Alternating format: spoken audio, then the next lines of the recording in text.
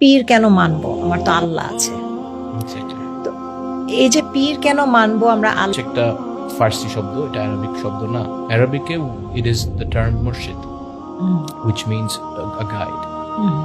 And মানে ওকে, এখন প্রথম এখানে অনেকগুলা এলিমেন্ট চলে আসে। প্রথম এলিমেন্ট হচ্ছে আমার তো আল্লাহ আছে, আমার পীরকে মানা দরকার। প্রথম কথা হচ্ছে আপনি কিন্তু পীরকে, আল্লাহ রাব্বুল আলামিনের সাথে কিন্তু কেউই নেই। He is alone, he is about everything. And পীরকে আপনি মানছেন বলতে আপনি কিন্তু ওনাকে আল্লাহ হিসেবে মানছেন না, আপনি ওনাকে টিচার হিসেবে মানছেন।